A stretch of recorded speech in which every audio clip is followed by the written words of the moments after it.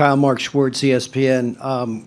Nick shared with us earlier that he talked to you before the game, and there was a sign on the board that said, "Let it rip." Tell me what that meant to you and how you think you let it rip tonight compared to how you played the first two. I think that was more of a message for the team.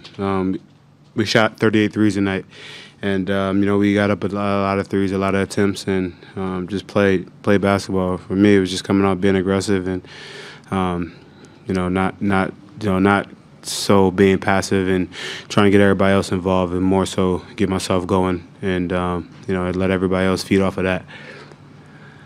Michael in the middle. Kyle, Michael Grange from Sportsnet. I mean, when you found out that Clay wasn't playing, did it really feel like this was an opportunity you guys had to try and take advantage of tonight? Was there that added urgency? Obviously, you want to win every game, but yeah, I mean, when you lose an all-NBA type basketball player in Clay and an all-star, it definitely, it changes their team. But, I mean, Steph had an unbelievable game. 47 points is pretty impressive. But, we just went out there and did our job, and, I think we held them under 40% shooting. We played well. We finished the game, and we found a way to win a basketball game. Standing all the way in the back. Kyle, Jonathan, Joe with Dia TV. You had a pretty big breakout game this third game, and the entire team of starters scored in double digits. What did you do to approach this game differently to really help this balanced attack? Kept the pace up, kept our pace up, and kept going, and trying to get the ball out quick and getting stops and communication, and just kept playing. We know that they always can make runs in this building, but, we stayed level-headed, just continue to kind of, just keep going and going and going and staying in the moment. Janie, all the way in the back. Hi, Kyle. Janie McCauley from AP.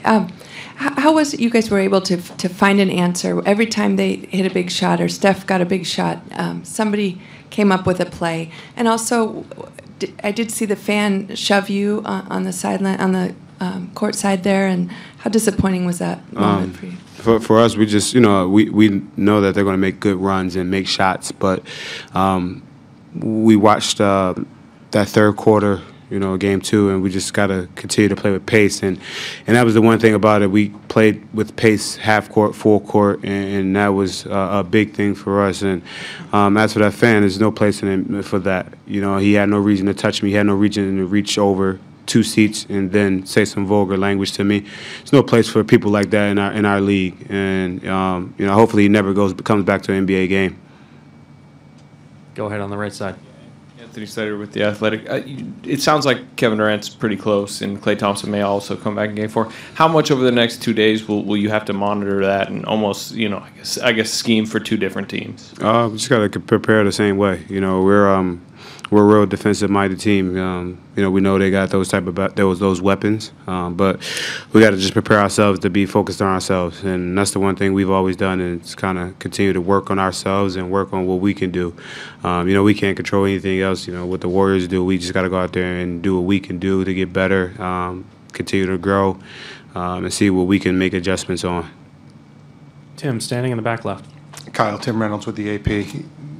The finals is obviously, it was a new frontier for a lot of you guys before Game 1. And Nick, what he's gone through this year and the circumstances and replacing Dwayne and all that stuff's all been well covered. But how much has he impressed you at this time of year with, he looks like a guy who's done this a whole bunch of times instead of never before. He got a lot of championships, in England and his G League. And, Nick, I know he looks young, but he's pretty old. But he's been doing this a long time, man, and his demeanor, like I've said this before, he literally yelled at us like twice this whole season, and his demeanor is just kind of, keep going and figure it out, and, all right, this is what we can do. This is what's happening, and his mind for the game has been special, and, the growth throughout the year has been pretty good for him. He's not a first-time head coach, he's a first-time NBA head coach, but the experience that he's had, in his many leagues and teams that he's been a head coach before, he's kind of stepped up and continued to grow with that. Eric in the center. Thank you. Eric Pingus, Basketball Insider's Bleacher Report. Kyle, the past years, your team has kind of hit a brick wall in the playoffs, and obviously you've broken through. Can you share how the team has grown together to fight through? I mean, even down the stretch of this game, this team didn't quit. How have you guys grown to meet those challenges? I think we just added a couple great pieces.